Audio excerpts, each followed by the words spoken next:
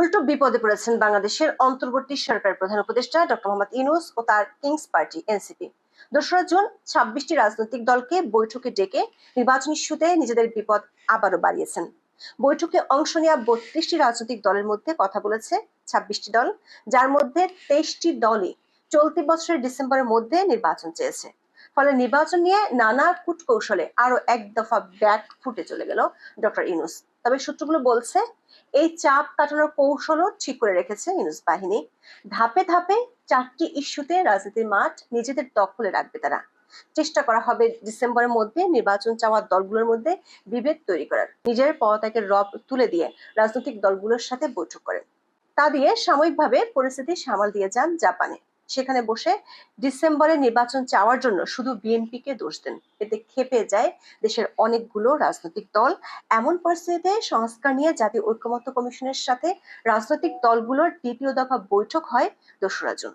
বৈঠকে বিএনপি, জামাত সহ ৩২টি রাজনৈতিক দলের নেতারা অংশ নেন।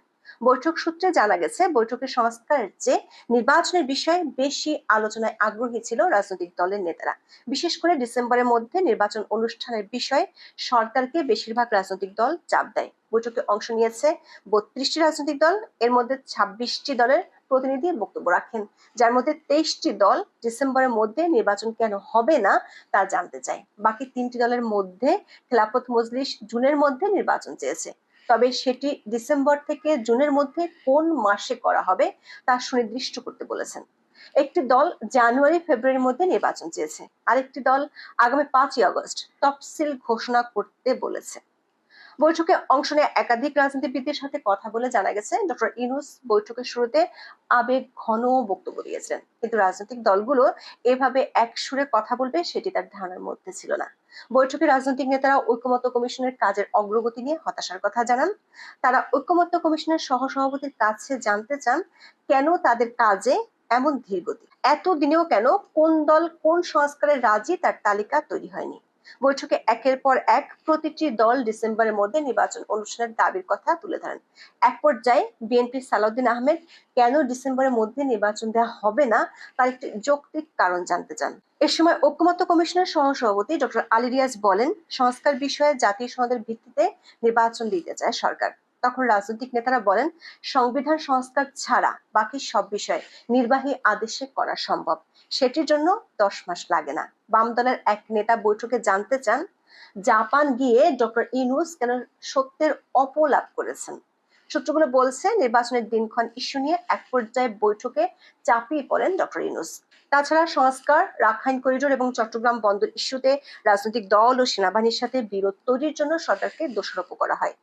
বৈঠক শেষে বিএনপির স্থায়ী কমিটির সদস্য সালাউদ্দিন আহমেদ বলেন, জাতীয় নির্বাচন কোনোভাবেই ডিসেম্বরের পর যাওয়ার কারণ নেই। তিনি বলেছেন, এমন কোনো সংস্কার নেই যা ১ মাসের মধ্যে করা সম্ভব নয়।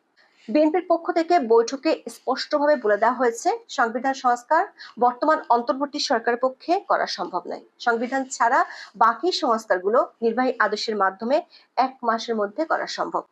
দর্শক, সূত্রগুলো বলছে, ডক্টর ইউনূস ও তার মিত্ররা ২রা জুনের বৈঠকে রাজনৈতিক দলগুলোর কাছ থেকে একটি পরিষ্কার বার্তা পেয়ে গেছেন। সেটি হলো ডিসেম্বরের মধ্যে নির্বাচন দিতে হবে, যেমনটা বলেছিলেন সেনাপ্রধান, যেমনটা চায় বেশিরভাগ রাজনৈতিক দলও। প্রশ্ন হলো, ২রা জুন রাজনৈতিক দলগুলোর সাথে বৈঠক করে ডক্টর ইউনূস ও এনসিপি যে বিপাকে পড়লো তা থেকে উত্তরণের উপায় কি? সূত্রগুলো বলছে, এমনটা যে ঘটবে সেটা সরকার আগে থেকেই জানতো। সেজন্য ঈদের পর ডক্টর ইউনূস ও তার মিত্রদের করণীয় কি হবে সেটিও ঠিক করা হয়ে গেছে। তার ইঙ্গিত পাওয়া যাবে জাতীয় নাগরিক পার্টি বা এনসিপির আহ্বায়ক মোহাম্মদ নাহিদ ইসলামের বৈঠক শেষে কি বলেছেন তাতে। নাহিদ ইসলাম বলেছেন, আগামী ৫ই আগস্ট জুলাই অভ্যুত্থানের ১ বছর পূর্ণ হবে। ৫ই আগস্টের আগে জুলাই মাসে যেন জুলাই সনদ রচিত হয়। জুলাই সনদ হওয়ার আগে যেন নির্বাচনের তারিখ ঘোষণা না করা হয়। এতে সংস্কার প্রক্রিয়া ব্যাহত হতে পারে বলে তিনি দাবি করেন। নাহিদ ইসলাম আরো বলেছেন, নির্বাচনের আগে নির্বাচনী আইন সংস্কার ও নির্বাচন কমিশন পুনর্গঠন করতে হবে, কারণ তার দলের কাছে মনে হয়েছে বর্তমান সরকারের আমলে গঠিত নির্বাচন কমিশন নিরপেক্ষ নয়। দর্শক, খেয়াল করে দেখুন, নাহিদ ইসলাম ৪টি সুনির্দিষ্ট দাবি করেছেন। সেগুলোর মাধ্যমে নির্বাচন যাতে ডিসেম্বরের মধ্যে না হয় সেজন্য ঈদের পর রাজনৈতিক পরিস্থিতি উত্তপ্ত করার পরিকল্পনা আছে। প্রথমটি হলো জুলাই ঘোষণাপত্র। 10 মে আওয়ামী লীগকে নিষিদ্ধ করার সিদ্ধান্ত হয় উপদেষ্টা পরিষদের বৈঠকে। সে বৈঠকে আরো সিদ্ধান্ত হয়েছিল জুলাই ঘোষণাপত্র পরবর্তী 30 কার্যদিবসের মধ্যে চূড়ান্ত করে প্রকাশ করবে সরকার। সরকার 10 মে যে 30 কার্যদিবসের কথা বলেছিল সেটি শেষ হবে 30 জুন। সূত্রগুলো বলছে জুলাই ঘোষণাপত্র নিয়ে গত ডিসেম্বর থেকে এরই মধ্যে বেশ কয়েক দফা নাটক মঞ্চস্থ করা হয়ে গেছে। বৈষম্য বিরোধী ছাত্র আন্দোলন ও জাতীয় নাগরিক কমিটি গত 31 ডিসেম্বর ঢাকার কেন্দ্রীয় শহীদ মিনারে জুলাই গণ অভ্যুত্থানের ঘোষণাপত্র প্রকাশ করতে চেয়েছিল। এই ঘোষণাপত্র নিয়ে তখন দেশের রাজনৈতিক অঙ্গনে নানা আলোচনা তৈরি হয়। হঠাৎ ঘোষণাপত্রের বিষয়টি কেন সামনে আনা হলো, এর প্রভাব কি হতে পারে তা নিয়ে বিভিন্ন মহল থেকে প্রশ্ন ওঠে। অন্তর্বর্তী সরকার প্রেস উইং তখন এই উদ্যোগের সঙ্গে সরকার সম্পৃক্ত নয় বলে উল্লেখ করেছিল। তড়িঘড়ি করে একদিনের মধ্যে 30 ডিসেম্বর রাতে জরুরি প্রেস ব্রিফিং এ প্রধান উপদেষ্টার প্রেস সচিব জানিয়েছিলেন, অন্তর্বর্তী সরকারের পক্ষ থেকে জাতীয় ঐক্যমত্যের ভিত্তিতে জুলাই আন্দোলনের একটি ঘোষণাপত্র তৈরির উদ্যোগ নিয়েছে। ওই রাতে বৈঠক করে 31 ডিসেম্বর শহীদ মিনারে মার্চ ফর ইউনিটি কর্মসূচি ঘোষণা করে বৈষম্য বিরোধী ছাত্র আন্দোলন ও জাতীয় নাগরিক কমিটি। ওই কর্মসূচি থেকে জুলাই ঘোষণাপত্র প্রকাশের জন্য অন্তর্বর্তী সরকারকে 15 জানুয়ারি পর্যন্ত সময় বেঁধে দেওয়া হয়। তবে 10 জানুয়ারি এসে অন্তর্বর্তী সরকার আবার মত পরিবর্তন করেছিল। সেদিন বলা হয় জুলাই ঘোষণাপত্র সরকার দিবে না, ফ্যাসিলিটেট করবে। ঘোষণাপত্র তৈরির জন্য রাজনৈতিক দল ও অন্যান্য অংশীজনের সঙ্গে সরকার আলোচনা করবে। সে অনুযায়ী 16 জানুয়ারি প্রধান উপদেষ্টা ডক্টর ইউনূস বিএনপি ও জামাত ইসলামী সহ কয়েকটি রাজনৈতিক দলের সাথে বৈঠক করেন।